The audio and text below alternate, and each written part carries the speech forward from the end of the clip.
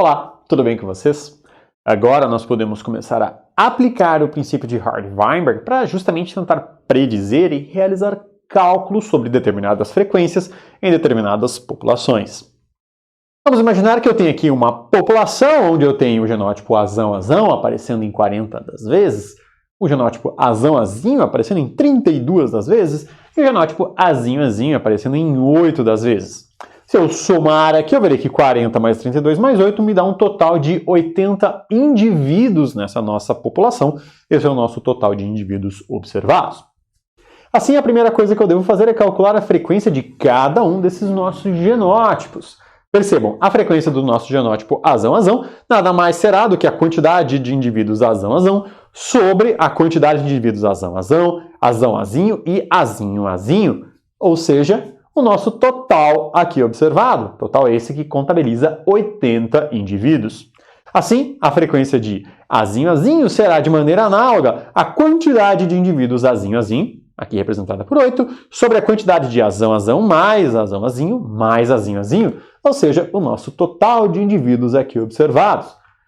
A frequência do heterozigoto vai seguir a mesma lógica, a quantidade do nosso indivíduo azão-azinho sobre a quantidade total.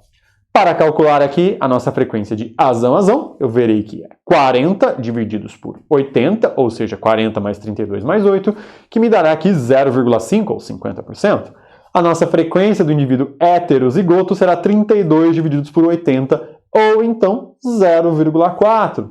Por fim, a frequência do indivíduo azinho-azinho, do genótipo azinho-azinho, é de 8, que é o número de indivíduos aqui observados, sobre o nosso total, ou seja, 0,1. Assim sendo, nessa nossa população, eu tenho 50% de indivíduos homozigotos pro alelo azão, 10% homozigotos pro alelo azinho e de indivíduos heterozigotos eu tenho 40% ou 0,4. Essas são as nossas frequências genotípicas, ou seja, qual é a frequência que eu observo cada um dos meus genótipos em avaliação. Guardando essas nossas frequências aqui no canto, eu devo lembrar que, se eu somar todas elas, eu devo atingir o valor de 1, ou seja, a frequência de azão-azão, mais a frequência de azão-azinho, mais a frequência de azinho-azinho, deve totalizar 1.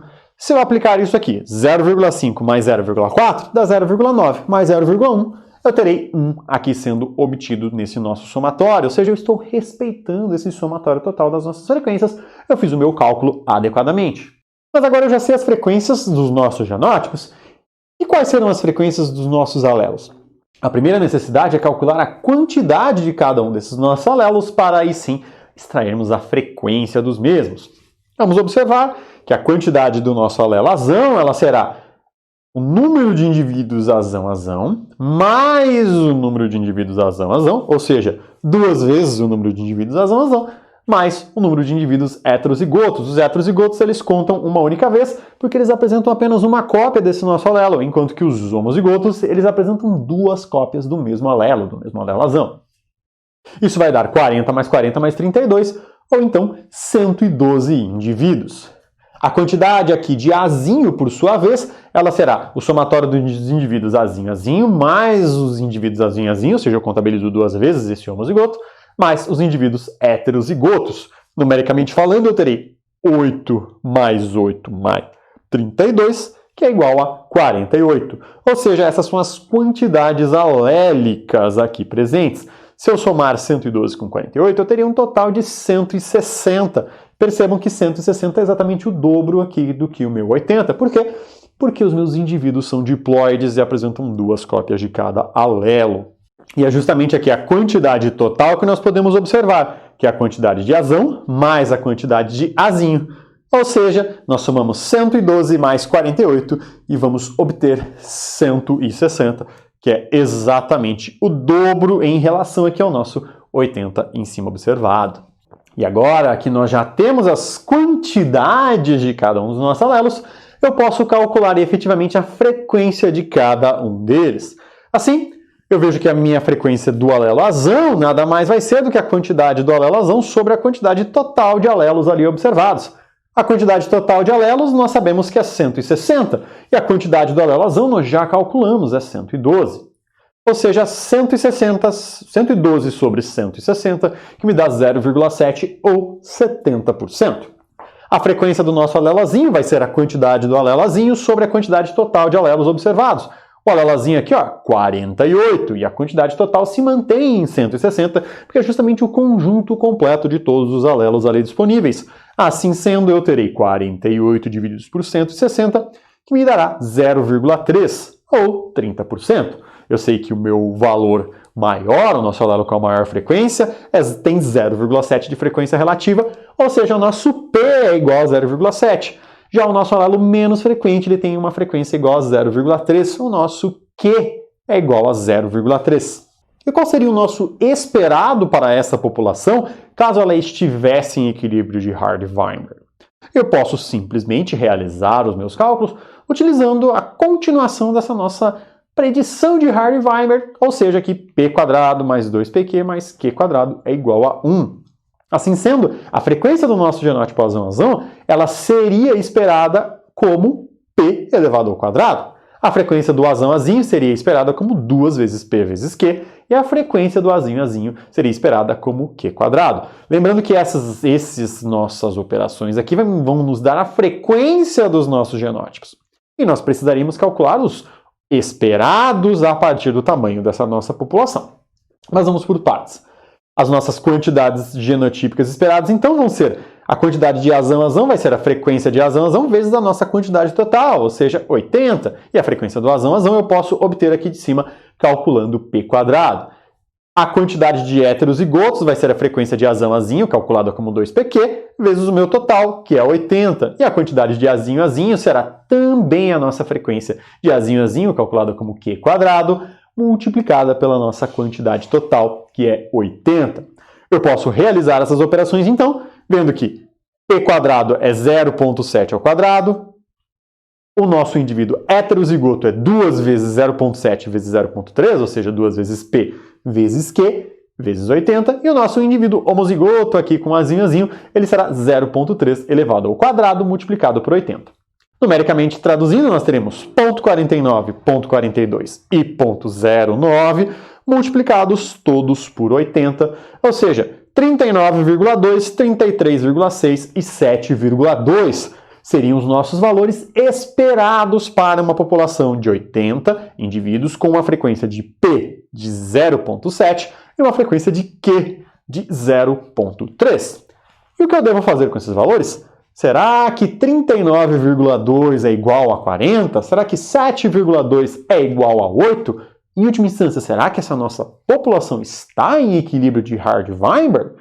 Ou seja, eu estou respeitando essa minha premissa aqui de que 0,7 vezes 0,7 me dá 1,49 aqui, que 0,3 vezes 0,7 vai me dar 1,21 e outro 0,21 aqui embaixo, porque eu multiplico 0,7 por 0,3 também, e que aqui no final tem o meu 0,3 ao quadrado, que me dará 0,09. Será que essas premissas estão sendo respeitadas nessa nossa população?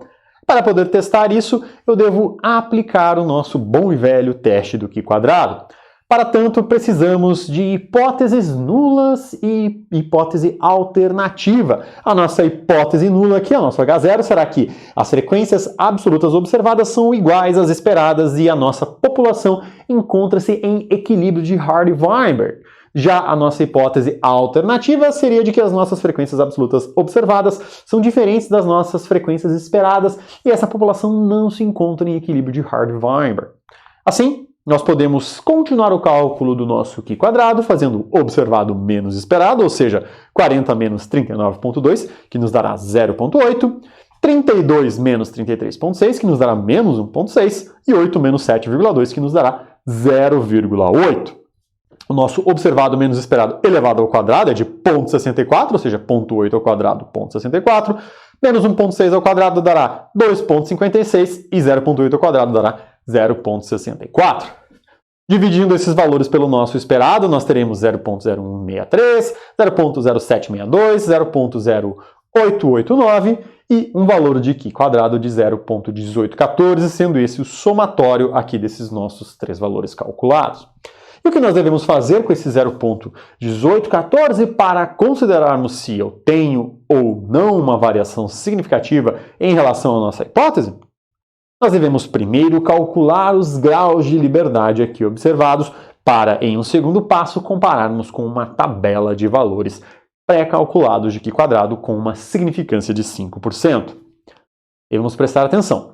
Como eu comentei com vocês lá no começo do Q quadrado, os nossos graus de liberdade não são simplesmente um número de categorias menos 1.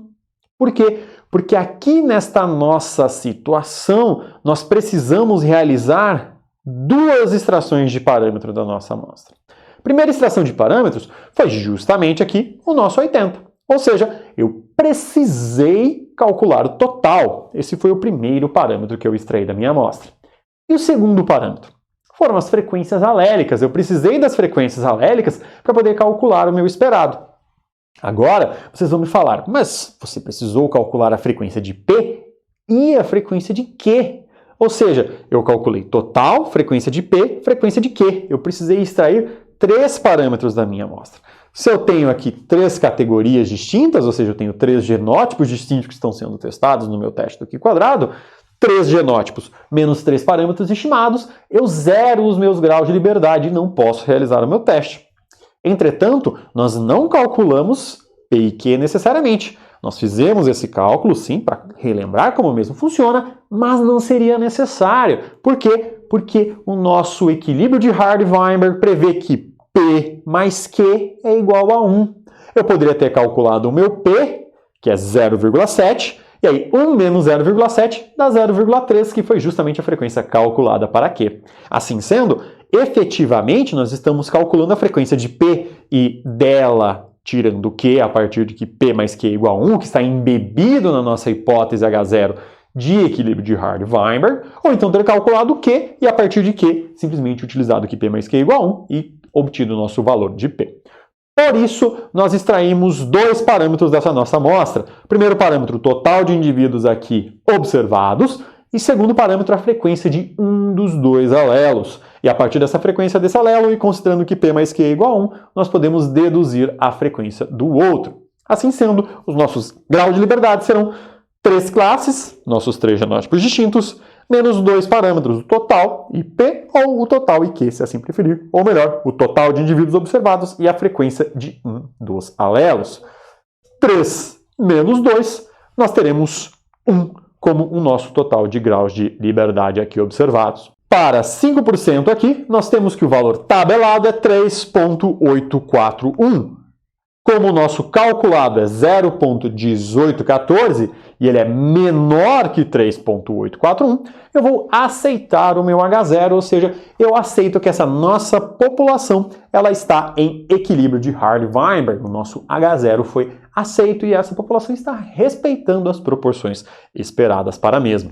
E agora, a partir desses nossos valores aqui, eu tenho um genótipo A1A1, que ele tem 490 indivíduos, um genótipo A1A2, que tem 420 indivíduos, e um genótipo A2A2, que tem 90 indivíduos. Quais são as nossas frequências alélicas, ou seja, qual é a frequência de A1 e qual é a frequência de A2? Nós iremos observar que a frequência de A1 é 0,7 e a frequência de A2 é 0,3, assim como no exemplo anterior, mesmo que eu tenha quantidades numéricas aqui distintas. E nós poderemos perceber isso por quê? Porque a nossa frequência genotípica, inicialmente, aqui de A1 será 490 divididos pelo total. 490 mais 420 mais 90 nos dá 1.000, ou seja, 490 por 1.000, 0,49. Eu tenho 49%, ou 0,49, dos indivíduos homozigotos para o alelo A1. Se nós pularmos aqui para o final, onde eu vejo os indivíduos que são homozigotos para o alelo A2, nós temos que 90 divididos por 1.000 é 0,09. E por fim, aqui neste último cenário, eu tenho 420 indivíduos divididos por 1.000, ou seja, 0,42 ou 42% dos indivíduos apresentando o genótipo heterozigoto. E as nossas frequências alélicas, perguntadas na nossa questão anterior, elas dependem do total de alelos na população. O total de alelos na população, nós devemos levar em consideração que o alelo A1 ele está presente 2 vezes nos indivíduos homozigotos para 1 e uma vez aqui nos nossos indivíduos heterozigotos. Já para o nosso alelo A2, eu precisarei somar uma vez a frequência, a observação dos nossos indivíduos que são heterozigotos, ou seja, o nosso 420, mais 2 vezes os nossos indivíduos homozigotos para o alelo A2. teremos que a frequência alélica de A1 será 0,7, ou seja, 1.400 divididos por 2.000, e a frequência alélica de A2 será 0,3, ou seja, 600 divididos por 2.000, e assim nós chegamos nos valores de P de 0,7 e Q de 0,3. E o que será que eu faria se o meu padrão de herança não fosse codominante, por exemplo? Que eu não conseguisse observar e distinguir os indivíduos com o genótipo heterozigoto do nosso indivíduo com o genótipo homozigoto agora dominante. Vamos pensar na sensibilidade à feniltilcarbamida, que é justamente um composto que tem um sabor amargo e não necessariamente é sentido por todas as pessoas. Assim, nós poderíamos pensar que eu tenho 3 possíveis genótipos, tesão, tesão, tesão, tesinho e tesinho, tesinho, e estes 2 genótipos, tanto o homozigoto para tesão quanto o heterozigoto, ele é o indivíduo sensível, ou seja, que ele consegue sentir o sabor da feniltilcarbamida. Já tesinho, tesinho, ele é um indivíduo insensível, ou seja, incapaz de sentir este sabor. Assim, nós não conseguimos distinguir e não conseguimos calcular nem as frequências genotípicas e muito menos as frequências alélicas a partir de uma situação dessas, da maneira que nós calculamos até então. O que nós devemos pensar? Se eu tiver uma população onde eu tenho 117 indivíduos do tipo homozigoto recessivo, ou seja, tesinho, tesinho, que são insensíveis à feniltilcarbamida, que não conseguem sentir o sabor amargo, e 1.257 indivíduos homozigotos dominantes ou heterozigotos, da maneira que nós estávamos calculando até agora, nós não teríamos condições. Entretanto, nós podemos lembrar da nossa fórmula inicial. P mais Q é igual a 1. E se eu elevar todos ao quadrado, eu tenho que P quadrado mais 2PQ é igual a Q quadrado mais Q quadrado é igual a 1. E este Q quadrado que ele representa justamente a frequência dos nossos indivíduos homozigotos para o alelo representado pela frequência Q, que aqui no nosso caso utilizaremos esse nosso alelo Tzinho. Assim sendo, eu sei que a frequência deste genótipo ela é igual a Q quadrado. Assim, eu posso realizar algumas operações. Vejam aqui só. O meu Q quadrado é igual à frequência de Azinho, Azinho, e nós temos que a quantidade desses nossos genótipos, especificamente do genótipo Tzinho, Tzinho, ela vai ser igual à frequência de Tzinho, Tzinho, vezes a quantidade total.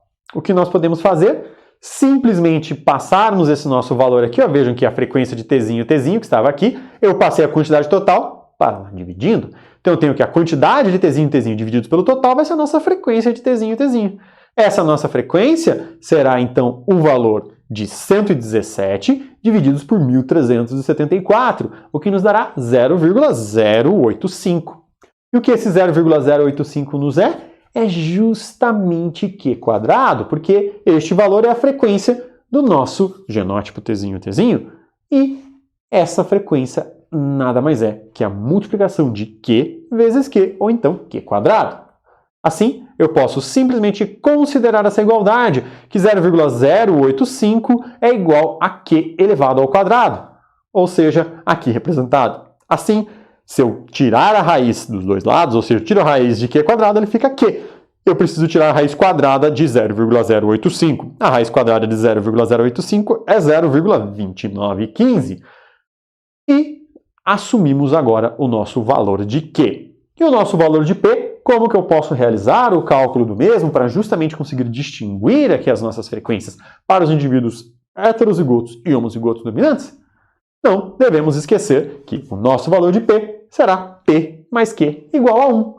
Ou seja, o Q nós acabamos de descobrir que é 0,2915. Assim, eu simplesmente vou pegar o meu 1 e vou subtrair do meu 0,2915, atingindo o meu valor de P. E agora eu sei a frequência dos dois e posso realizar os cálculos que forem necessários. Logo, nós podemos pensar num modelo teórico geral para a genética de populações, onde nós temos uma geração N e uma geração N mais 1 de uma população como um todo, ou seja, eu tenho o meu momento atual, que seria o meu N, e o meu próximo momento. Nessa nossa geração N, eu tenho frequências de genótipos entre os adultos que podem reproduzir, e nós teremos maneiras distintas de como esses genótipos podem se combinar para a procriação, e essa maneira deve ser aleatória. Considerando padrões de herança mendelianos em todas essas combinações, eu vou ter a frequência dos genótipos resultantes de cada tipo de cruzamento.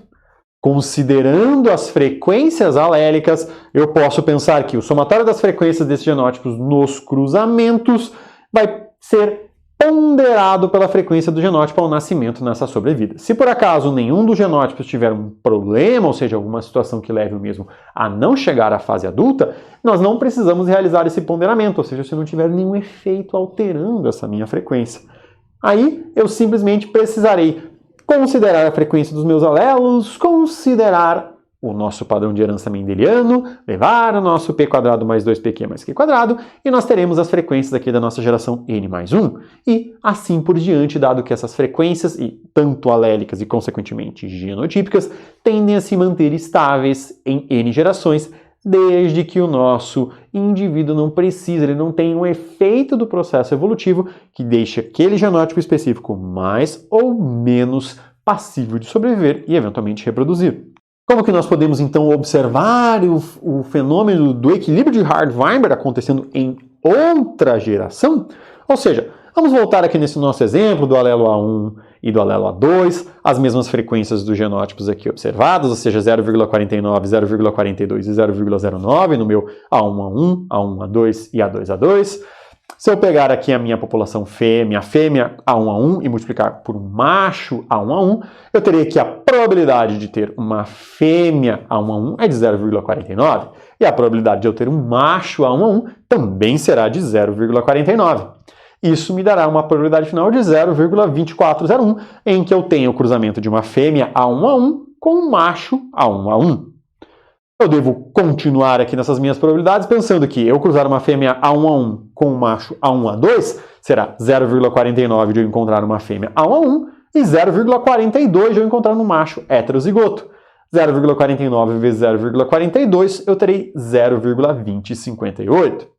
Já para A1A1 da fêmea com A2A2 do macho, ou seja, um indivíduo aqui homozigoto paralelo a 2, eu terei 0,49, que é a nossa probabilidade de sortear uma fêmea ao acaso na minha população que apresente o genótipo A1A1, multiplicada pela probabilidade de eu sortear um macho ao acaso na nossa população que apresente um genótipo A2A2. 0,49 vezes 0,09 me trará 0,0441. E aí eu devo continuar, porque esses não são os únicos cruzamentos possíveis. Percebam, eu posso ter uma fêmea do tipo A1A2 e não mais uma fêmea do tipo A1A1. Agora eu devo realizar os mesmos cálculos, mas levando em consideração que a probabilidade de eu observar essa fêmea na população é de 0,42. 0,42 vezes 0,49, 0,42 vezes 0,42 e 0,42 vezes 0,09. Eu tenho aqui as minhas frequências relativas esperadas. Por fim, eu devo considerar uma fêmea aqui A2A2. Essa fêmea A2A2 ela também deve ser cruzada, ou seja, devemos estimar a probabilidade do cruzamento dessa fêmea com todos os indivíduos ali. Ou seja, ela sempre será 0,09 e eu devo multiplicar por 0,49, 0,42 e 0,09 também. E agora eu tenho diversas frequências aqui, como nós podemos observar. Ou seja, pensando em 3 possíveis genótipos, essa nossa combinação possível é de 9 distintos cruzamentos, levando em consideração fêmeas e machos. Ou seja, se eu pensar do lado no sentido contrário, vejam aqui eu tenho o meu macho A1A1, o outro macho A1A1 e o último macho A1A1. Esse macho A1A1 foi cruzado com a fêmea A1A1, foi cruzado com a fêmea A1A2 e foi cruzado com a fêmea A2A2. Eu estou considerando todas as possibilidades possíveis de cruzamentos entre machos e fêmeas, dado a existência desses 3 genótipos aqui presentes. Realizando todas as multiplicações agora, eu devo lembrar que este meu total, essa minha frequência, deve totalizar 1, deve chegar ao valor de 1 ao seu final. E quando realizarmos esse somatório aqui, vocês poderão observar que o mesmo, sim, atinge o valor de 1. Mas é importante compreender que estas frequências aqui são frequências relacionadas com a probabilidade deste encontro acontecer. Ou seja, eu dar um match entre um casal A1A1 fêmea com um macho A1A1. A probabilidade desse evento é de 0,2401 ou 24,01%. Eu tenho que levar em consideração agora todo o padrão de herança mendeliano que nós pensamos até então. E como que nós podemos fazer isso? Percebam aqui que cada um desses cruzamentos pode trazer indivíduos em proporções distintas do tipo A1A1, A1A2 e A2A2. Se eu cruzar um indivíduo que é homozigoto A1A1 com outro indivíduo homozigoto A1A1, ele pode apenas dar origem a indivíduos que sejam A1A1. Ou seja, eu terei 100% aqui de indivíduos A1A1. Outra possibilidade de obter indivíduos A1A1 é no cruzamento entre uma fêmea A1A1 com um macho A1A2. Ou seja, eu estou cruzando uma fêmea homozigota com um macho heterozigoto. E a nossa expectativa aqui é que eu tenha 50% de indivíduos na prole do tipo A1A1, como nós podemos perceber aqui nessa situação, 0,5. A mesma coisa na situação contrária, onde o macho é o A1A1 e a fêmea é A1A2. Eu também espero que a prole seja composta por 50% de indivíduos A1A1. A última situação é onde eu tenho dois heterozigotos cruzando, ou seja, o indivíduo A1A2 cruzado com o indivíduo A1A2. Aí eu espero as proporções genotípicas de 1 para 2 para 1, ou 25% do indivíduo homozigoto, 25% do indivíduo homozigoto para o outro alelo e 50% dos indivíduos heterozigotos. Por isso aqui que no A1A1, isso contribui com 0,25. Eu posso pensar a mesma coisa nos nossos indivíduos heterozigotos, lembrar que eles são produzidos aqui nos cruzamentos todos em que um dos parentais tenham os dois alelos, ou seja, salvo nas situações onde eu tenho aqui um cruzamento entre indivíduos A1A1 com indivíduos A2A2, ou seja, o nosso cruzamento da geração parental, lá pensando na nossa genética mendeliana que vimos até então, onde eu tenho 100%, ou seja, eu multiplico por 1 essa minha frequência. Para A2A2 é a mesma ideia. Em alguns cenários aqui eu terei 100% quando eu tenho o meu indivíduo homozigoto cruzado com outro indivíduo homozigoto para o mesmo alelo e as outras proporções aqui esperadas pelo padrão de herança mendeliano calculado.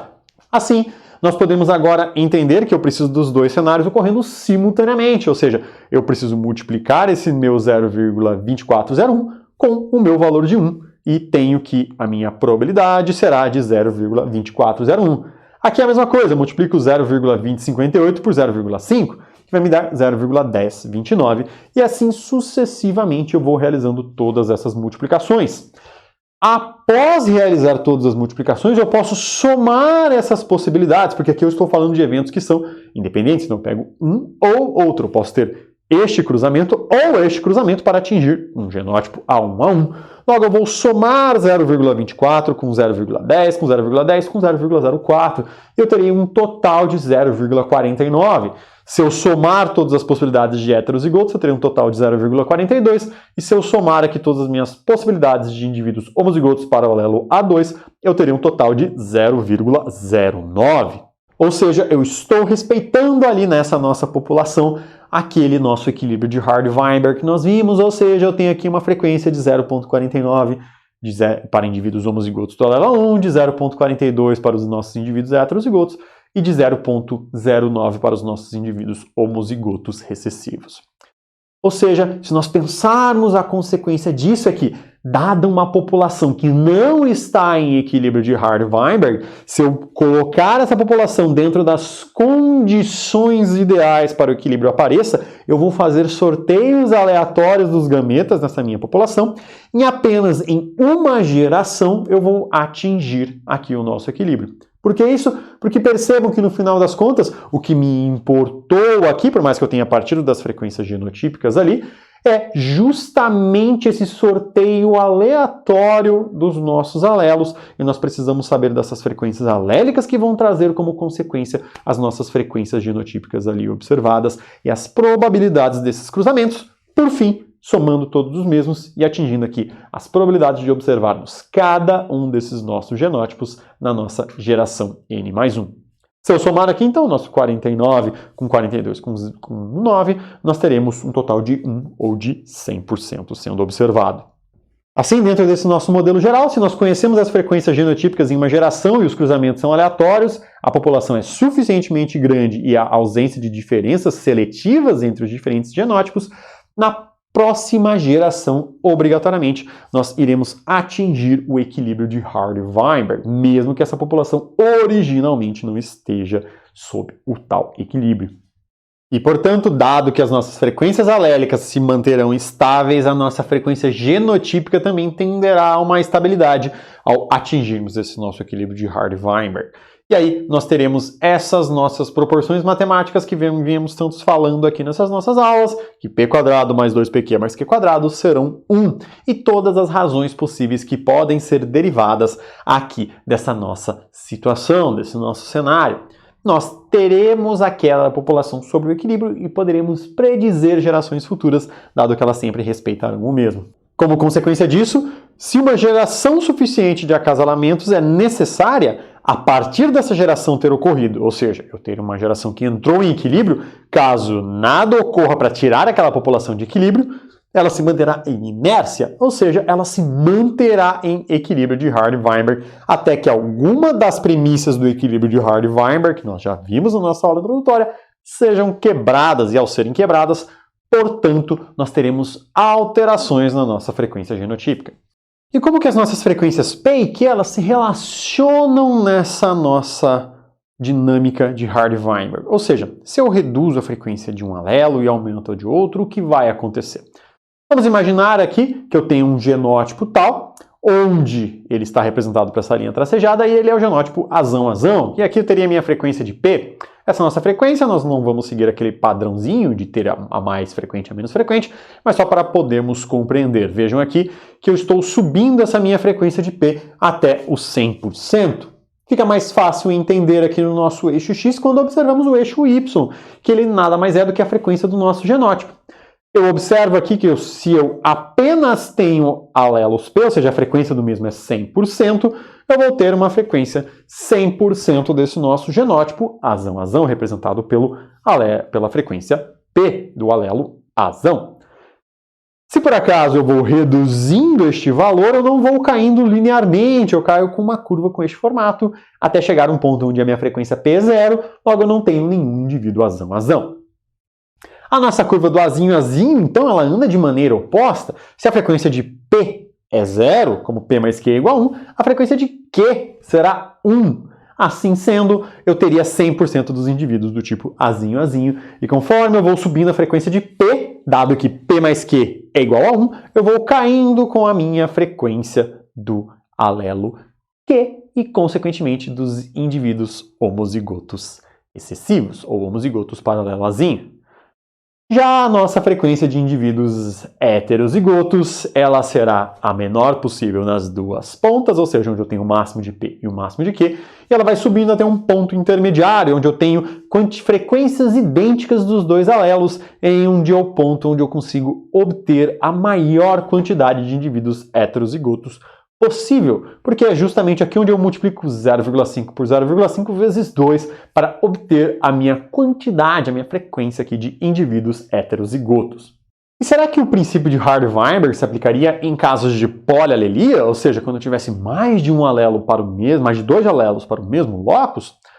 Sim, eu simplesmente precisaria calcular as frequências P, Q e R de um terceiro alelo e levar em consideração que eu preciso levar as mesmas ao quadrado. E após uma geração de cruzamentos aleatórios, as frequências genotípicas também assumiriam o equilíbrio de Hardy-Weinberg se as suas premissas fossem respeitadas. O que acontece? Eu preciso lembrar que P mais Q é igual a 1. Logo, P mais Q mais R também serão igual a 1. E eu posso elevar ao quadrado. Elevando ao quadrado, eu terei que P² mais Q² mais R² mais 2PQ mais 2PR mais 2QR é igual a 1. Isso pode ser aplicado, por exemplo, aqui num cenário de tipos sanguíneos. Vejam aqui o tipo A nada mais é do que P² e 2PR, porque os indivíduos aqui que apresentam Iazão ou Iazão e O, eles têm a nossa frequência aqui 2PR também, que deve ser somada para observar o fenótipo do tipo A no sangue. Já para o tipo B seria Q² mais 2QR, o tipo AB seria apenas 2PQ e o nosso tipo O seria apenas o R elevado ao quadrado. A lógica será a mesma aqui dentro dessa situação e nós precisamos simplesmente colocar uma letra aqui para cada um dos possíveis alelos representados e elevar esses valores aqui ao quadrado. Elevando os mesmos ao quadrado, eu consigo obter, no final, a minha expectativa no equilíbrio de Hard-Weinberg para as frequências genotípicas aqui observadas.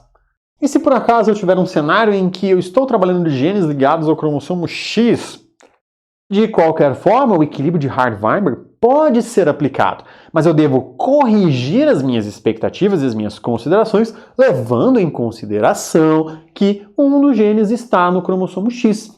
Assim sendo, no equilíbrio, os genótipos do nosso sexo heterogamético deverão ocorrer com frequências iguais aos dos alelos na amostra, pois possuem um único cromossomo X.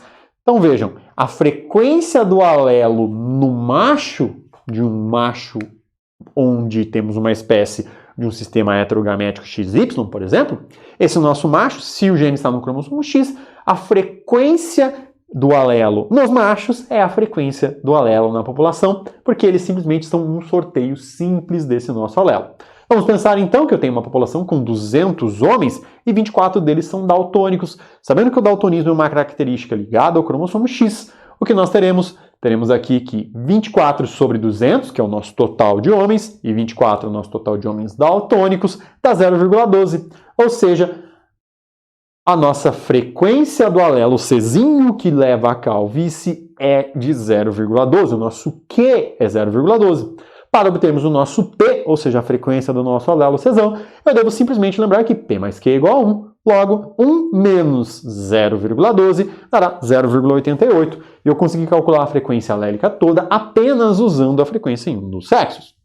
Assim sendo, o genótipo dos homens será Czão ou Czinho, que terá uma frequência P de 0,88 ou de Q 0,12, que dará visão normal nos homens com alelo Czão e visão daltônica nos homens com alelo Czinho.